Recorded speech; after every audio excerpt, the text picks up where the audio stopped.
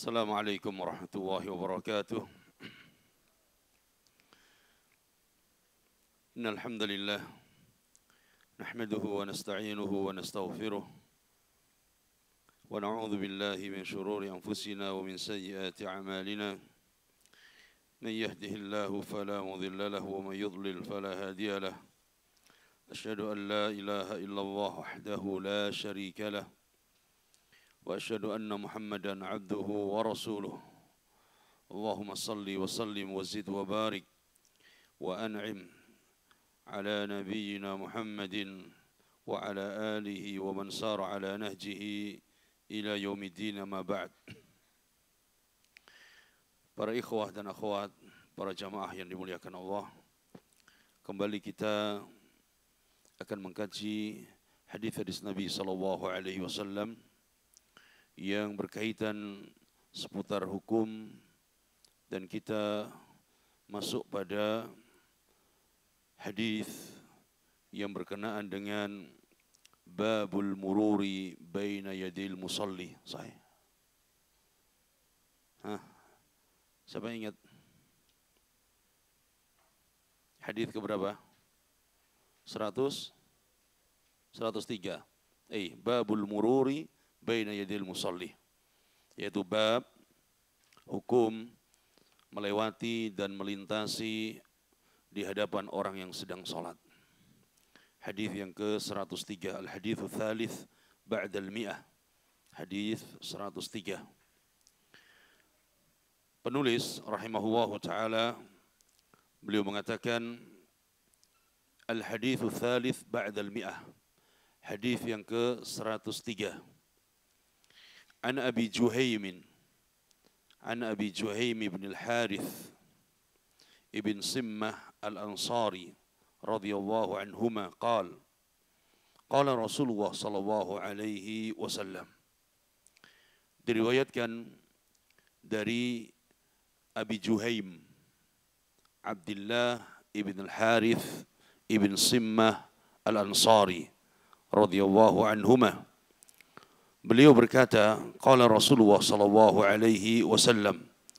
Rasulullah sallallahu alaihi wasallam beliau bersabda, "Lau ya'lamul marru baina yadil musalli madza alaihi min al-ithmi lakana an yaqifa 40 khairan lahu min an yamurra baina yadayhi."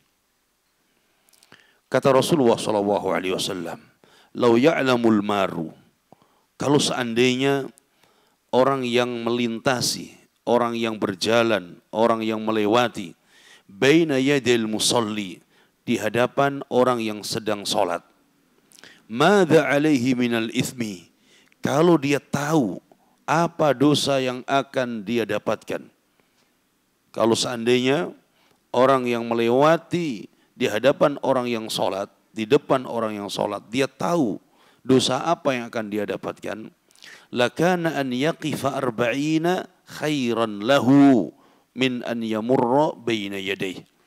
Maka ya, an yaqifa 40, berdirinya dia selama 40 itu lebih baik daripada dia melintasi dan melewati di hadapan orang yang salat. Qala Abu Nadhr mengatakan, rawi hadis, la adri, aku tidak tahu. Qal 40 yauman aw syahran aw sanatan. Kata Abu Nadhr, aku tidak tahu maksud di sini apakah 40 hari ataukah 40 bulan ataukah 40 tahun. Artinya berdirinya seorang ya 40 hari atau 40 bulan atau 40 tahun itu lebih baik, lebih ringan daripada dia melewati seorang di hadapan seorang yang sedang salat. Ini hadis pertama yang dibawakan oleh penulis rahimahullah tentang hukum melewati dan melintasi di hadapan orang yang sedang salat. Syekh Abdullah Ibn Saleh Al-Bassam mengatakan fihi masail. Dalam hadis Abi Juhaym ini ada beberapa faedah penting. Yang pertama, al-ula tahrimul mururi baina yadil musalli idza lam yakun lahu sutrah. Haram hukumnya melewati ya di hadapan orang yang sedang salat idza lam yakun lahu sutrah, jika di hadapannya tidak ada sutrah. Awil murur bainahu wa bainaha idza kana lahu sutrah, atau dia melewati di depannya meskipun ada sutrah. Di depannya, jadi kalau seandainya ini sutrah meja, antum sholat di situ, tayyib, maka melewati di antara orang yang sholat dengan sutrah ini, maka ini juga termasuk yang diharamkan. Tidak ada sutrah, melewati di depannya juga, itu juga bentuk hukumnya apa? Haram. Ini jelas ya, larangan yang tegas bahwa melewati orang yang sholat ya hukumnya haram. Baik orang itu yang sholat dia menggunakan sutrah di hadapannya, kemudian dilewati antara dia dengan sutrahnya, atau dia tidak memiliki sutrah, kemudian dilewati di depannya. Haram hukumnya. Ats-tsaniyah, yang kedua, annal aula lil musalli an yabta'ida an turuqin nas wal amkinah allati la budda lahum minal mururi biha. Poin yang kedua, hukum yang kedua, hendaknya diutamakan bagi orang yang sholat, dia menjauhi tempat lalu lalangnya orang. Ya, contohnya mana tempat lalu lalang orang? Pintu nih, ini lalu lalang orang nih. Maka jauhi tempat itu ketika kita mau sholat. Tayyib. Atau tempat-tempat yang memang dilewati oleh orang. Kecuali tadi ada apa? Ada sutrahnya. Ada sutrahnya. Ats-tsalitsah, yang ketiga, syakkur rawi fil arba'in. Rawi di sini ragu. Keraguan rawi tentang arba'in, maksud ucapan Nabi. Hal yuradu bihal yaum awis syahr awil am. Apakah yang dimaksud itu lebih ringan, lebih baik dia berdiri selama 40 hari atau 40 bulan atau 40 tahun? Walakin laisal murad bihadzal adad al-hasr. Tetapi maksud dari jumlah 40 di sini bukan sebagai batasan. Wa innamal muradu bihil mubalaghatu fin nahyi. Tetapi maksud ucapan Nabi al-arba'in 40 di situ tujuannya adalah untuk melarang dengan larangan yang keras. Supaya orang berpikir, supaya orang takut tidak bermudah-mudahan melewati di hadapan orang yang sedang sholat. Ya. Ini yang disampaikan oleh Syekh Abdullah Al-Bassam rahimahullahu ta'ala. Kemudian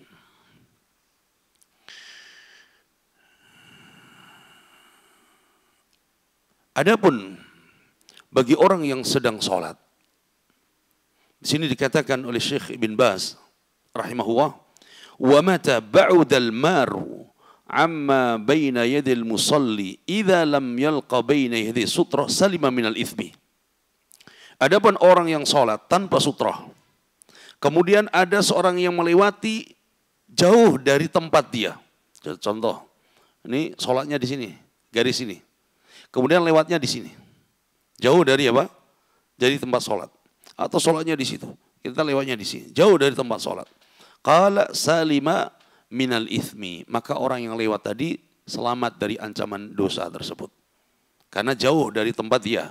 Jauh dari tempat dia orang yang sholat tanpa sutra tadi. Lakinnahu idza ba'uda anhu urfan la yusamma maran. Li'annahu idza ba'uda urfan la yusamma maran baina yadayhi. Karena kalau orang lewat ya jauh jaraknya dengan orang yang sholat, biasanya tidak disebut melewati di hadapan orang yang sholat. Kalladzi yamurru min wara'i sitr. Seperti orang yang sedang melintas di belakang hijab, di belakang sitar. Nah ini tetapi tentu yang jadi masalah adalah siapa? Orang yang sedang sholatnya. Apa hukumnya dia sholat tanpa mengambil sutroh, tanpa ada sutroh di hadapannya? Bagi orang yang sholat tadi, tayyib, jauh dari bagi orang yang melewati jauh dari orang yang sedang sholat tadi, kan fihi masail. Al-ula, ada beberapa faedah hukum di sini. Yang pertama, istihbabus sutroh lil musalli.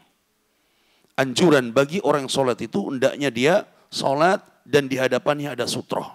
Dan tadi kita sebutkan bahwa pendapat 4 imam madhab sepakat mereka hukumnya adalah sunnah muakkadah, sunnah yang sangat ditekankan. Ya, wa an yakuna qariban minha, dan hendaknya sutra itu dekat dengan dia. Ya, liyaqiya salatahu minan naqs, supaya salatnya ya terjaga dari kekurangan, kurang pahalanya. Ya, supaya dia khusyuk, supaya dia tumanina, supaya dia tidak terganggu oleh orang yang melewatinya. Ats-tsaniyah, tahrimul mururi bainal musalli wa sutratih li'annahu min amali syaitan. Haram hukumnya melewati orang yang sedang salat ya di hadapan orang yang salat, li'annahu min amali syaitan, karena itu adalah perbuatan syaitan. Perbuatan syaitan. Ya. Dan ini Nabi ucapkan tegas tadi, fa inna ma'hu syaitan. Ai fa inna ma huwa syaitan. Fa inna ma'hu qarin. Jadi perbuatan syaitan, syaitan bersama dia, ya, ini adalah perbuatan yang terlarang. Kemudian pada hadis Abi Sa'id Al-Khudri ini menunjukkan bahwa sutrah tadi hukumnya apa? Sunnah muakkadah. Sunnah muakkadah. Dan ini mazhab jumhur mayoritas ulama dari a'immah al-arba'ah. Meskipun sebagian ulama ada berpendapat hukumnya apa? Harus dan wajib mengambil sutrah. Kemudian di sini jawazul amal fis shalah li maslahatiha. Bolehnya ya, bolehnya melakukan sesuatu di dalam salat untuk kemaslahatan salat. Bolehnya ya, melakukan sesuatu yang itu bukan dari amalan salat, tetapi apa? Untuk maslahat salat. Tadi apa? Menahan orang yang mau lewat. Sudah. Kadang orang mau lewat kita cukup kasih isyarat, dia paham ya kan? Dia pergi, dia cari tempat lain. Ada yang memang tidak bisa, udah tahan nggak bisa lagi, tahan, butuh tenaga, tidak apa-apa. Ini maslahat untuk sholat, maka tidak mengurangi pahala sholat dan tidak membatalkan sholat. Dan di sini, ketika ulama mengatakan hendaknya mendekat kepada sutrah, maka ketika seorang sholat, kemudian sutrah yang di hadapannya itu hilang karena dia pergi. Ya, karena dia pergi gimana maksudnya? Dia sholat, di hadapannya ada orang duduk, dia sholat di belakangnya. Tayyib. Atau dia karena terlambat apa? Sholat, 1 rakaat. Di depannya udah selesai sholat, dia pergi. Otomatis nggak ada sutrahnya. Maka dia boleh maju ke depan, atau boleh dia ke samping, ke kanan atau ke kiri. Untuk apa? Mendapatkan sutrah. Dan ini juga tidak mengurangi pahala sholat. Langkah, kemudian amalan, gerakan-gerakan tersebut tidak mengurangi pahala sholat. Karena untuk kemaslahatan sholat. Kemudian, hadis selanjutnya. Al-hadithul khamis ba'dal mi'ah. Hadis yang ke-105. An Abdullah bin Abbas radhiyallahu anhuma qala aqbaltu rakiban ala himarin atan wa ana yawma idzin qad nahaztu al-ihtilam wa Rasulullah sallallahu alaihi wasallam yusalli bin nasi biminan ila ghairi jidar famarartu baina yadi ba'di as-saff fanazaltu fa arsaltu al-atan tarta' wa dakhaltu fi as-saff falam yunkir dzalika alayya ahadun.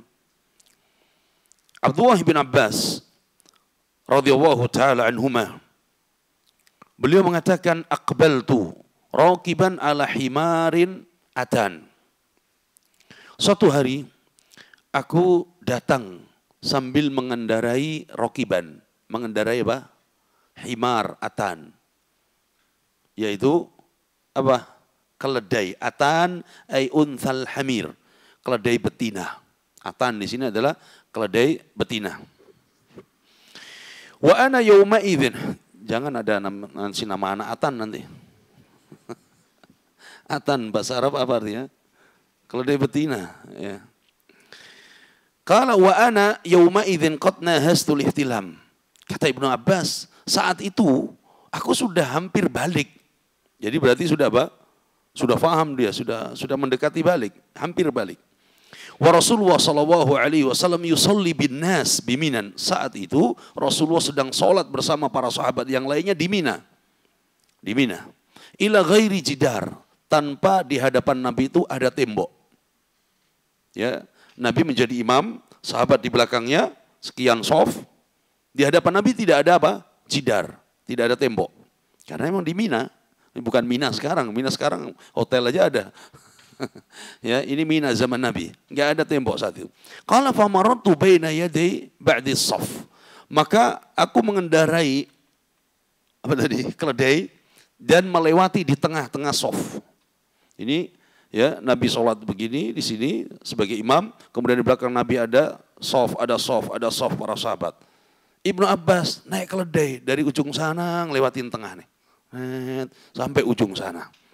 Kebayang antum kalau hari ini ada anak kecil naik sepeda. Ini himar keledai. Qala fanazaltu. Setelah sudah lewat shaf, ya, aku pun turun. Fa arsaltul atan tarta. Aku lepaskan keledai, ya, kemudian keledai itu pun memakan rumput yang ada di situ. Kalau dakhaltu fi shaf, maka aku segera masuk ke shaf. Ya. Untuk apa? Sholat berjamaah. Tadi udah jalan nih, sholat jamaah sedang berlangsung. Taib. Qala falam yunkir dzalika alayya ahad. Dan setelah sholat, tidak ada seorang pun dari sahabat Nabi yang mengingkari perbuatanku. Tidak sedang sholat, tidak pula setelah sholat, tidak ada yang, wahai Ibnu Abbas, tidak ada yang marah, tidak ada yang mengingkari. Nabi pun biarkan. Ini menunjukkan apa? Yang pertama, takrir Nabi, persetujuan Nabi. Perbuatan Ibnu Abbas disetujui Nabi, tidak dilarang. Maka ini menjadi syariat, jadi hukumnya boleh. Para sahabat juga tidak ada yang mengingkari. Syekh mengatakan, fihi masail. Al-ula, anna murur al-himar baina yadil musalli la yaqta'u shalah. Yang pertama, di sini hukumnya bahwa lewatnya himar, keledai, di hadapan orang yang sholat, itu tidak membatalkan sholat. Tidak membatalkan apa? Sholat. Qala wa jaa hadithun fi Muslim la yaqta'u shalah rajul syai'un. Dalam sebagian riwayat, ini dalam riwayat Muslim, bahwa sesuatu tidak bisa membatalkan sholat seseorang.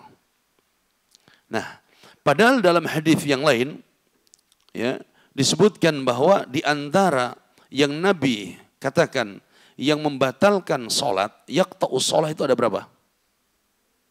Ada berapa? Ada 3. Yang pertama, wanita. Yang kedua,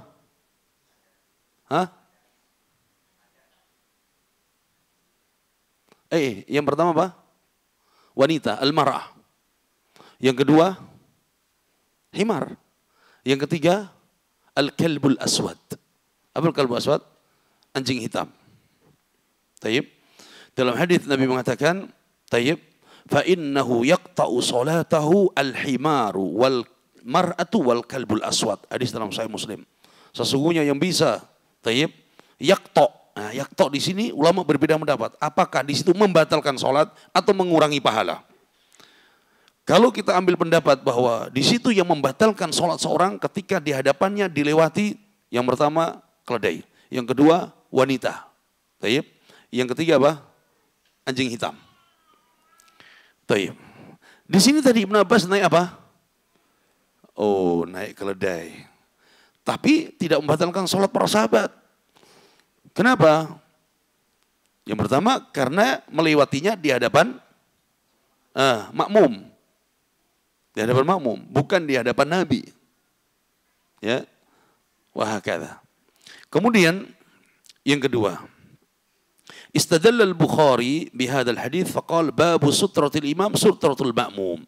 Dari hadis ini Al-Imam Bukhari, di dalam kitab sahihnya berdalil bahwa sutrahnya imam adalah sutrah bagi makmum. Kalau seandainya, ya, Ibnu Abbas tadi melewati di hadapan Nabi, antara sutrah dengan Nabi, maka batal salat. Tapi karena dia melewatinya di mana? Di tengah-tengah shafnya makmum, maka tidak apa? Tidak membatalkan. Baik. Kemudian pada hadis ini tadi, hadis Ibn Abbas tadi, kisah Ibn Abbas, di sini menunjukkan bahwa sesuatu yang haram tidaklah menunjukkan pasti najis. Himar, ahliyah, himar yang jadikan tunggangan, itu adalah himar yang hukumnya haram untuk dimakan. Tetapi himar, keledai yang itu bebas di hutan, maka dia menjadi apa? Keledai yang halal untuk dimakan. Nah ini keledai apa? Keledai yang ditunggangi. Maka ini adalah himarul ahli. Himarul ahli. Hukumnya haram disembelih, haram dimakan. Haram dimakan. Sesuatu yang haram tidak berarti harus najis. Buktinya Ibnu Abbas naik. Otomatis pakaiannya bersentuhan dengan apa? Dengan kulitnya himar, rambutnya himar, bulunya himar. Nempel enggak kira-kira 1-2? 1-2 nempel enggak? Nempel. Tapi Ibnu Abbas tidak ganti pakaian dulu, langsung aja Ibnu Abbas sholat. Dan para sahabat juga begitu. Ya, yang lainnya. Bahkan Nabi juga naik himar. Maka tidak semua yang haram itu pasti najis. Tetapi yang haram biasanya najis. Tapi tidak semua juga. Tidak semua yang haram juga najis. Contoh lagi. Khamar haram, najis. Pendapat yang kuat tidak najis. Khamar haram, tapi pendapat yang kuat tidak najis. Kenapa? Dahulu para sahabat pada saat turun larangan minum khamar, di ayat terakhir turun ayat larangan minum khamar, para sahabat menumpahkan khamar-khamar mereka di jalan-jalan kota Madinah. Kalau seandainya itu haram, otomatis tidak akan ditumpahkan di jalan-jalanan. Lihat, orang pipis, nggak akan dia pipis sembarangan di jalanan. Karena apa? Najis. Dan dilaknat kalau dia pipis di tempat umum di jalan-jalan orang. Ya, ini juga jadi hujah oleh para ulama bahwa na'am khamr itu meskipun haram maka dia tidak najis. Sehingga ada yang mengkiaskan para ulama termasuk apa? Alkohol. Alkohol haram diminum, tapi dia tidak najis ketika terkena tangan dan pakaian kita. Ya, ini pendapat yang kita pilih. Adapun sebagian pendapat mengatakan haram, na'am, dan itu ada sebagian ulama yang mengatakan haram dan juga najis. Kemudian selanjutnya di sini tambahan faedah juga sihhatu sholatis sobi, sahnya sholat anak-anak. Ibnu Abbas tadi hampir apa? Hampir balik, berarti belum masuk waktu apa? Balik, tapi hampir balik. Maka di sini sahnya sholat anak kecil. Wa annahu yadkhul fi shaffir rijal. Anak kecil boleh satu shaf dengan siapa? Orang dewasa. Boleh. Meskipun belum balik. Tayyib. Biasanya sebagian masjid ada anak kecil belakang ujung. Kalau enggak di luar teras, ya Allah. Akhirnya mereka pun naam di luar ribut, tendang-tendang tak karuan. Nah. Coba setiap yang bawa anak ke masjid, ya dipegang satu sebelah kiri, satu sebelah kanan, satu lagi. Akhirnya terjaga. Sehingga mereka akan mengikuti tata cara sholat yang dilakukan orang yang lebih dewasa. Kemudian, iqrarun Nabi na'un minas sunnah. Tadi adalah bukti takrir Nabi, persetujuan Nabi atas perbuatan Ibn Abbas radhiyallahu anhuma, dan ini adalah na'am perkara yang dibolehkan di dalam syariat dan bukan perkara yang mungkar. Kemudian selanjutnya Ibnu Abbas tadi mengatakan ila ghairi jidar. Di hadapan Nabi tidak ada apa? Tembok. Sebagian memahami bahwa berarti Nabi sholat tanpa apa? Sutra. Kata para ulama tidak. Ibnu Abbas mengatakan tanpa jidar, tembok, bukan berarti menafikan sutra. Karena kebiasaan Nabi, kalau sholat di padang pasir, Nabi menancapkan pedang, tombak, atau busur panah. Itu dilakukan sahabat juga demikian. Jadi ketika menyebutkan tanpa ada tembok, bukan berarti tanpa apa? Tanpa sutra. Terlebih dikuatkan dengan hadis-hadis Nabi yang lainnya bahwa Nabi SAW perintahkan tadi untuk sholat mendekat kepada sutra. Mungkin nggak ada tembok, tapi ada batu depannya. Ada tembok, tapi ada apa tadi? Tombak, ada panah, ada pedang, ya seperti itu. Kemudian selanjutnya, al-hadis as-sadis ba'dal mi'ah, hadis yang 106. An Aisyah radhiyallahu anha qalat, kuntu anamu baina yadi Rasulillah sallallahu alaihi wasallam wa rijlaya fi qiblatihi fa idza sajada ghamazani faqabattu rijlayya wa idza qama basattuhuma wal buyutu yawma idzin laysa fiha masabih. Aisyah cerita tentang bagaimana kondisi rumah Nabi. Aisyah mengatakan, kuntu anam baina yadi Rasulillah. Aku tidur di hadapan Nabi. Qala wa rijlayya fi qiblati. Sedangkan kakiku ada di kiblat Nabi. Aisyah tidur di kiblat. Nabi sholat. Ngadep ke siapa? Ngadep ke Aisyah yang sedang tidur. Ngadep ke kaki Aisyah yang sedang tidur. Qala fa idza sajada. Kalau Nabi hendak sujud, ghamazani, maka Nabi pun meraba kakiku. Bisa diartikan mencubit halus atau menyentuh kakiku.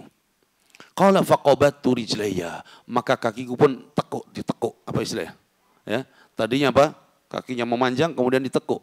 Supaya apa? Supaya Nabi bisa sujud. Qala wa idza qama basatuma. Kalau Nabi sudah bangkit berdiri lagi, kakiku aku luruskan lagi. Wal buyutu yawma idzin laisa fiha masabih. Dan saat itu di rumah tidak ada lampu. Nabi meraba, ada kaki di hadapannya, sentuh. Aisyah nekuk kakinya, melipat kakinya. Nabi bangun berdiri, Aisyah manjangkan lagi, meluruskan lagi kakinya. Subhanallah, gantian antara yang tidur dengan yang sujud. Syekh mengatakan, fihi masail al-ula, jawazu i'tiradin naim walum ra'atan baina yadil musalli idza kana hunaka hajatun qadhiqil makan. Yang pertama, bolehnya seorang tidur di hadapan orang yang sholat. Meskipun dia wanita. Walum ra'ah. Meskipun dia wanita. Idza kana hunaka hajah. Jika ada kebutuhan. Kebutuhannya apa? Seperti dhiqil makan. Sempitnya tempat. Ini kamar Aisyah dengan Nabi tadi. Ya, sempitnya tempat tersebut, Nabi ketika hendak sujud harus apa? Menyentuh kaki Aisyah supaya melipat kakinya. Ini dibolehkan. Dan tidurnya Aisyah di hadapan Nabi sedang sholat, ini tidak mengapa. Ini dibolehkan. Atsaniyah. Yang kedua, anna massal mar'ah walau bila ha'il la yanqudul wudu. Dan di sini juga yang kedua sebagai dalil bahwa menyentuh wanita tanpa alas. Nabi sholat tidak pakai sarung tangan. Ya. Kemudian Aisyah tidak menyebutkan bahwa Nabi menyentuh kain. Nabi menyentuh apa? Menyentuh kaki. Baik. Qal bahwa menyentuh wanita tanpa hail, tanpa alas, itu tidak membatalkan wudu. Li'anna Nabiyya sallallahu alaihi wasallam yaghmizuha, karena Nabi menyentuh, meraba, bahkan mencubit kecil supaya apa? Memberi isyarat Aisyah melipat kakinya. Wala yu'arridu salatahu lil butlan, dan Nabi pun tidak membatalkan salatnya. Lau kana massuha bila ha'il yang qudul wudu, kalau seandainya menyentuh itu membatalkan wudu, Nabi akan keluar dari salat. Nabi tidak akan menyentuh, cari tempat lain. Kenapa Nabi tidak ke masjid? Tidak, Nabi di rumah. Karena ini salat apa? Salat sunnah. Dan ini qiyamul lail. Ya, salat sunnah. Nabi menyebutkan lebih baik fil bait, di rumah. Di malam hari padahal, di malam, dan tidak ada lampu. Saat itu masjid pun tidak ada lampu. Di rumah pun tidak ada lampu. Qala lakin ma lam yakunil massu bisyahwah. Syekh berpendapat selama sentuhan tersebut tidaklah sentuhan yang dibarengi syahwat. Fahina idin yang qudul wudu. Tapi kalau sentuhannya dibarengi dengan syahwat, maka ini membatalkan wudu. Ini pendapat yang diambil oleh Syekh, yaitu mensyaratkan tanpa ada syahwat. Kemudian selanjutnya ats-tsalitsah, yang ketiga, atau sebelum yang ketiga. Di sini ada 3 pendapat ulama. Pendapat yang pertama tadi bahwa menyentuh wanita tanpa syahwat tidak membatalkan wudu. Yang kedua, pendapat yang kedua, bahwa menyentuh wanita taib bisyahwah atau bighairi syahwah. dengan syahwat atau tanpa syahwat. Tidak membatalkan wudhu mutlakon. Selama apa? Selama illa idza kharja minhu syai'. Selama tidak keluar sesuatu dari kemaluannya. Tayyib. Selama tidak ada, maka hukumnya tidak membatalkan wudhu. Ini mutlak. Pendapat yang ketiga, bahwa menyentuh wanita ya bisyahwa atau bi ghairi syahwa, maka ini membatalkan wudhu, dan ini pendapat sebagian ulama yang diikuti oleh Syafi'iyah. Tapi pendapat yang kuat bahwa menyentuh wanita bisyahwa atau bi ghairi syahwa, dengan syahwat atau tanpa syahwat, maka ini tidak membatalkan wudhu. Dan ini pendapat yang kuat, dan ini mazhab Al-Hanafiyah, riwayat dari Imam Ahmad, juga yang dipilih oleh para masyayikh seperti Syekh bin Baz, Syekh Muthaimin, dan juga Al-Imam Syaukani dan yang lainnya. Ini pendapat yang lebih kuat, ya, bisyahwa atau bi ghairi syahwa tidak membatalkan wudu. Kemudian ats-tsalitsah atau berapa tadi? Ats-tsalitsah, yang ketiga kata Syekh, anna mithla hadhil harakah fi shalah la tadhurru lil hajah. Gerakan-gerakan Nabi menyentuh kaki Aisyah untuk menginggirkan kakinya, ini gerakan-gerakan yang tidak membatalkan sholat dan tidak mengurangi pahala sholat. Lil hajah, karena ada kebutuhan.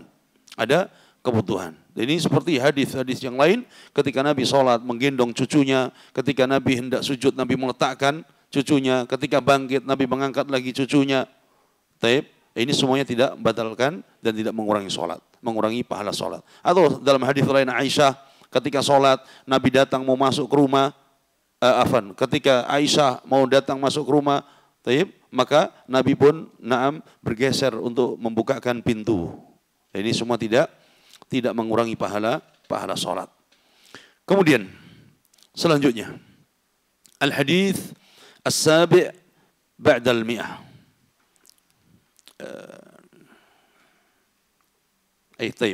Sedikit tambahan dari hadis kisah Aisyah tadi, bahwa tidurnya wanita di depan orang yang sholat tidak membatalkan sholat. Padahal hadis tadi disebutkan apa? Yang memutus dan membatalkan sholat adalah keledai, wanita, dan anjing hitam. Kata para ulama, di situ disebutkan adalah ketika tiga tadi itu berjalan melewati. Tapi kalau tiga itu diam dan tidak melewati, ya, seperti posisi Aisyah sedang apa? Sedang tidur, tidak melewati, maka tidak membatalkan sholat. Dan ketika Nabi menyebutkan al-himar, tadi adalah keledai, yang kedua adalah wanita. Wanita di sini adalah wanita al-balighah, wanita yang sudah balik. Adapun anak-anak tidak membatalkan sholat. Begitu juga anjing. Nabi mengkhususkan anjing apa? Al-kalbul aswad, anjing hitam. Anjing hitam. Kenapa? Dalam riwayat disebutkan fa innahu syaitan. Karena anjing hitam itu adalah syaitan. Ya. Maka jangan melihara anjing, enggak ada kebutuhan. Sekarang orang Allah musta'an, ya, bangga memelihara anjing. Berapa pahala yang bisa dia kumpulkan sehari? Berapa pahala? Sedangkan orang yang memelihara anjing tanpa ada kebutuhan syar'i, kebutuhannya untuk menjaga kebunnya, kebutuhannya untuk berburu, seperti disebutkan dalam hadis, maka akan dikurangi pahalanya setiap hari 1 qirat. 1 qirat seperti sebesar gunung Uhud. Pahala berapa yang bisa dikumpulkan sehari? Sedangkan dia harus dikurangi pahala 1 qirat setiap harinya. Belum lagi najisnya, belum lagi dia harus mengeluarkan biaya yang tidak sedikit dan sebagainya. Belum lagi ini semuanya adalah tasyabuh bil kufar, menyerupai orang-orang kafir. Menyerupai orang kafir. Kaum muslimin dulu mereka memelihara anjing, tapi untuk tujuannya menjaga perkebunannya, menjaga hewannya, untuk berburu. Tapi hari ini tidak. Dibawa kemana anjingnya? Dibawa ke kamar, bukan di rumah lagi, di kamar. Bawa kamar. Padahal innal malaika la tadkhulul bait alladhi fihi surah wal kalb, kata Nabi. Allah tidak, Nabi mengatakan sesungguhnya malaikat tidak akan masuk rumah yang di dalamnya ada anjing dan ada gambar. Ya. Wallahu musta'an. Kemudian terakhir tadi, inilah keadaan Nabi, maka ali Nabi min dzikil Aisyah. Inilah keadaan Nabi di mana Nabi sallam, ya, benar-benar dalam keadaan, ya, seperti itu rumah Nabi, seperti itu kondisi Nabi, raghbatan fi ma indallah, dalam rangka Nabi Shallallahu Alaihi Wasallam, hanya yang dicari adalah di sisi Allah Tabaraka wa Taala. Falidha fabaituhu dhayyiqun. Oleh karena itulah rumah Nabi yang tadi itu sangat sempit. Inna Aisyah rubbama maddat rijlaiha fi qiblatin Nabi idza qama yusolli. Sampai-sampai Aisyah pun ya harus melipat kakinya kalau Nabi hendak sujud. Kemudian selanjutnya bab tahiyatil masjid. Pada bab selanjutnya sebutkan di sini adalah bab tahiyatil masjid. Al-hadits sabi' ba'da al-mi'ah, yaitu hadis yang ke-107. An Abi Qatadah Al-Harith bin Rabi' Al-Ansari radhiyallahu anhu qala Rasulullah sallallahu alaihi wasallam. Diriwayatkan dari sahabat Abi Qatadah Al-Harith bin Rabi' Al-Ansari. Rasulullah sallallahu alaihi wasallam bersabda, "Idza dakhala ahadukumul masjid fala yajlis hatta yusalliya rak'atain." Kata Nabi, apabila seorang di antara kalian masuk ke masjid, fala yajlis, maka janganlah dia duduk hatta yusalliya rak'atain, kecuali dia sampai dia salat 2 rakaat terlebih dahulu. Ini hadis tentang bab tahiyati al-masjid, yaitu tentang hukum tahiyati al-masjid. Kemudian Syekh mengatakan fihi masail al-ula istihbabu tahiyatil masjid li dakhilil masjid ayyi waqtin. Ya, dianjurkan untuk salat tahiyatul masjid li dakhilil masjid ayyi waqtin, bagi yang masuk ke masjid kapan saja waktunya, mau siang mau malam ya, mau pagi mau sore, kapan saja, baik itu di waktu nahyi atau di waktu-waktu yang bukan nahyi, yang dilarang. Qala walau waqtan nahyi li umumil hadis, meskipun waktunya waktu terlarang. Ada waktu terlarang salat. Baik. Kemudian di waktu pagi ada waktu terlarang salat. Ba'da salat fajar sampai terbit matahari. Kecuali tadi siapa? Yang datang masuk masjid. Maka disunahkan dia salat tahiyatul masjid. Yang kedua, bagi siapa yang belum salat sunnah rakaatain qabliyah fajar, maka dia dibolehkan untuk mengqadha setelah salat fajar. Begitu juga pada salat asar. Pada salat asar dilarang, kecuali mereka yang masuk ke masjid tadi, untuk duduk di masjid atau untuk belajar di masjid. Maka disunahkan untuk tahiyat al-masjid tadi. Wali'annaha min dhawatil asbab allati laysa laha nahyun 'ala sahih min aqwalil ulama. Karena meskipun di waktu yang terlarang, saat itu sholatnya memiliki sebab. Sebabnya apa? Ada tahiyatul masjid. Sebabnya sebab penghormatan kepada rumah Allah, yaitu masjid. Kemudian ats-tsaniyah, yang kedua, qayyadal ulama al-masjidil haram bi anna tahiyatahu tawaf. Sebagian ulama ya memberikan pengecualian, kecuali Masjidil Haram, maka tahiyatnya adalah dengan tawaf. Ulama mengatakan bahwa untuk Masjidil Haram, sebagian ulama mengatakan hukumnya tetap secara umum. Secara umum apa? Idza dakhala ahadukumul masjid. Masjid mana saja. Maka secara umum termasuk di situ Masjidil Haram, hukum asalnya adalah tahiyatul masjid. Kecuali yang baru datang pertama, maka di situ disunahkan untuk apa? Tawaf. Tapi yang dia sudah masuk bolak-balik, maka sunahnya apa? Tahiyatul masjid tadi. Tahiyatul masjid tadi. Kecuali dia dimudahkan untuk tawaf. Nah, sekarang mau tawaf capean, penuh seseorang. Ya, mana yang lebih mudah? Lebih mudah tahiyatul masjid, salat 2 rakaat. Ya sudah, salat 2 rakaat. Pahalanya juga besar. Ya, pahalanya besar. Tapi kalau dia kemudahan, oh dah saya kuat, saya mampu, saya bisa, silahkan. Ya, silahkan. Tetapi hukum asalnya adalah umum. Baik itu Masjidil Haram atau masjid yang lainnya adalah salat tahiyatul masjid 2 rakaat. Kecuali ketika itu salatnya di musola. Seperti salat apa? Salat di musola. Musola di sini, musola itu tempat sholat, tanah lapang. Seperti sholat apa? Sholat hari raya, sholatul Id, ya. Atau sholat apa lagi? Sholat apa yang di lapangan? sholat jenazah. Sholat jenazah asalnya di lapangan. Ya, kalau bisa di lapangan maka itu lebih baik, tentu sunnah. Kemudian sholat Id, kemudian sholat yang lainnya apa? Istisqa, kemudian yang lainnya. Ya, wallahu alam. Azan dulu. Taib, kita baca satu hadis lagi. Qala rahimahullahu ta'ala, al-hadithu al-thamin ba'dal mi'ah, babun nahyi 'anil kalam fi shalah. Yaitu bab larangan berbicara dalam salat.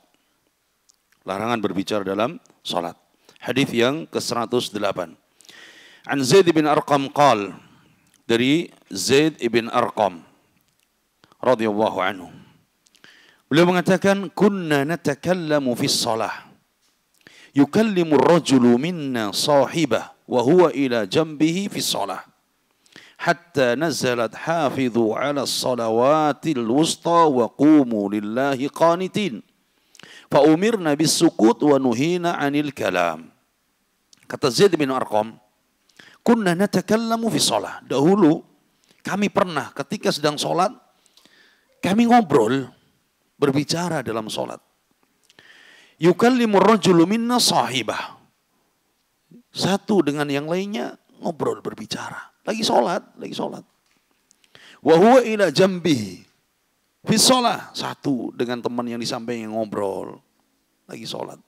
Hatta nazalat, maka turunlah ayat Allah. Hafidhu ala salawati was salatil wusta. Jagalah oleh kalian sholat itu. Dan sholat wusta. Wa qumu lillahi qanitin. Dan dirikanlah sholat dengan qanitin. Qanitin di sini adalah kunut. Artinya adalah dengan khusyuk. Dan kunut ini memiliki banyak arti. Ada beberapa makna yang kita sebutkan. Maka jagalah sholat dan sholat wusta. Sholat wusta ini sholat apa? Sholat asar. Wa qumu lillahi qanitin. Dan dirikanlah sholat dalam keadaan khusyuk. Qala fa umirna bis sukut. Maka setelah turun ayat itu kami diperintahkan untuk diam dalam sholat. Maksudnya nggak boleh ngobrol lagi dalam sholat. Siapa yang perintahkan? Nabi. Qala wa nuhina 'anil kalam. Dan kami dilarang untuk berbicara dalam sholat. Bahkan dalam ayat yang dalam hadis yang lain, Muawiyah bin Hakam As-Sulami, ya mungkin kapan pernah baca hadis itu ya? Kita sebutkan mungkin pertemuan sebelumnya. Muawiyah bin Hakam As-Sulami ketika sedang sholat bersama Nabi SAW, sama para sahabat, maka ada yang apa? Ada yang bersin. Ya, seketika maka diucapkan oleh Muawiyah bin Hakam As-Sulami, yarhamukallah. Yarhamukallah, doa bukan? Yarhamukallah. Maka yang lain semua pada noleh. Apa kalian lihat anak? Kan gitu maksudnya. Muawiyah ngasih isyarat pada nepuk apa? Pahanya. Maksudnya diam kok, ini sholat gitu. Ya, maka setelah sholat Nabi memanggil siapa? Muawiyah bin Hakam Sulami. Inna hadhihi shalah. Kita ini sedang sholat. Inna hadhihi shalah. La yasluhu fiha al-kalam. Tidak pantas dalam sholat itu berbicara, ngobrol. Inna hiya dzikrullah wa tasbih wa qiraatil Quran. Karena dalam sholat itu hanya ada berzikir, hanya ada bertasbih dan bacaan Al-Quran. Maka tidak boleh ngobrol. Ya. Maka hadis ini Zaid ibn Arqam bercerita tadi. Akhirnya kami pun diperintahkan Nabi diam dalam sholat. Tidak boleh ngobrol lagi dalam sholat. Baik. Syekh mengatakan, fihi masail al-ula. Kana al-kalamu fi shalah mubahan. Dulu awal-awal ya, sholat itu boleh ngobrol. Kana al-kalam, dahulu boleh ngobrol fi shalah, dalam sholat itu. Allahu Akbar. Tadi boleh dulu ya. Kalau thumma sara muharraman mufsidan li shalah. Kemudian turunlah ayat itu menjadi haram hukumnya. Bahkan mufsidan li shalah. Ngobrol dalam salat membatalkan salat. Batalkan apa? Salat. Ats-tsaniyah, yang kedua, annal qunuta fil ayah yuradu bihi sukut. Syekh mengatakan bahwa maksud dari wa qumu lillahi qanitin, qunut di situ adalah diam, tenang. Diam dan tenang. Dalam penjelasan yang lainnya, makna wa qumu lillahi qanitin, kunut di situ atau kunut, makna kunut itu dalam nas memiliki banyak makna. Di antaranya, kunut maksudnya adalah taat. Ibrahim adalah inna Ibrahim kana ummatan qanitan. Ibrahim adalah seorang nabi, seorang rasul, seorang hamba yang apa? Taat, ahli taat. Ya. Kemudian yang kedua, kunut itu maksudnya adalah tulul qiyam. Lama berdiri. Maka itu disebut apa? Kunut. Sebut apa? Kunut. Dalam hadis Nabi ditanya, "Suila an ayyu salatil afdal?" Ya Rasulullah, salat apa yang paling bagus, paling utama? Qala tulul kunut. Salat yang lama kunutnya. Maksudnya apa? Lama berdirinya. Sekarang kebalik. Berdirinya cepat, kunutnya lama. Ya. Yang ketiga, sukut. Yang ketiga makna kunut adalah diam dalam sholat, tenang. Yang keempat adalah doa. Itu doa. Maksudnya adalah kunut. Makanya doa kunut. Ya. Kemudian makna lain adalah khusyuk. Khusyuk dalam sholat. Kemudian, as-salitsah, yang ketiga. Faedah yang ketiga, an yutlaba minal musalli al-iqbalu ala Allah Ta'ala. Seorang yang sholat itu, dia sedang menghadap Allah. Maka dia harus dalam keadaan kunut, tenang. Ya, tidak ngobrol, tidak berbicara. Sekarang kalau ada yang orang sholat ngobrol berarti siapa? Hah? Anak kecil. Anak kecil, namanya anak kecil. Udah bilang diam, dia ngobrol. Ya. Tapi orang yang ngobrol dalam sholatnya maka batal sholat. Kecuali dia tidak tahu. Dia jahil. Ya, dia jahil. Maka dibolehkan. Maka dibolehkan. Seperti tadi kisah Muawiyah bin Hakam As-Sulami. Ada tambahan di sini. Taib. Al-kalam fi shalah adalah kalam yang diucapkan dengan lisan. Ya. Madama jara 'ala lisan. Yang diucapkan oleh lisan. Dan termasuk kalam di sini ya adalah mencakup kalam ucapan manusia ada dua. Yang pertama, al-kalamu sahwan. Berbicara karena dia lupa. Lupa dia kalau dia sedang sholat, dia bicara. Mungkin bicaranya tidak lama, tapi hanya beberapa kata. Ya, contoh, dia lagi sholat. Terus anaknya jalan. Apa namanya? Apa istilahnya? Kesandung ya, seumpama gitu. Anak. Bicara nggak? Bicara. Tapi dia lupa kalau dia sedang apa? Sholat. Maka tidak mengapa. Karena dia lupa. Kalau sahwan dan ini maslahah, fala yubtiluha, maka tidak membatalkan. Kama waqa'a fi kisah Dzul Yadain. Seperti kisah dalam hadis kemarin, Dzul Yadain seorang sahabat ya yang menegur Nabi. Apa katanya? Apakah memang sengaja dikosor atau memang lupa? Itu kan berbicara. Pada saat itu masih apa? Terhitung sholat tidak? Terhitung sholat. Ini ada maslahat, tidak mengapa. Bahkan itu sengaja, tapi karena ada maslahat. Yang kedua, apakah nah itu apa? Ini termasuk kalam ucapan, omongan dalam sholat. Al-aqrab, pendapat yang kuat, yang dekat. Annaha laysat bikalamin. Nah itu, ini bukan apa? Bukan termasuk dari kalam. Bukan termasuk dari omongan, pembicaraan, ya, ucapan yang dilarang. Wa dzakara Ibnu Taimiyah dhabitan fil kalamil mubtil. Dan Ibnu Taimiyah menyebutkan tentang ucapan yang bisa membatalkan sholat dengan sengaja tadi adalah yang memiliki makna. Yang memiliki makna. Apa ucapan yang memiliki makna dengan sengaja? Banyak. Seperti imma binafsihi, dia menyebutkan Muhammad. Dia sholat. Muhammad. Punya makna. Panggilan orang. Atau dari berarti sudah masuk ini. Ucapan kalam. Ini termasuk yang membatalkan. Tapi ketika tidak membatalkan. Tapi kalau dia sengaja terus-menerus tanpa ada kebutuhan, ini hukumnya makruh. mengganggu dia sholatnya. Ya, tapi ketika dia mungkin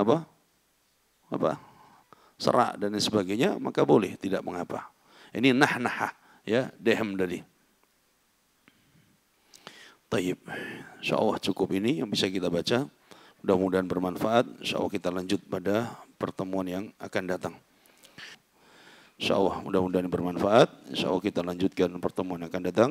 Subhanaka Allahumma bihamdika asyhadu an la ilaha illa anta astaghfiruka wa atubu ilaik. Assalamualaikum warahmatullahi wabarakatuh.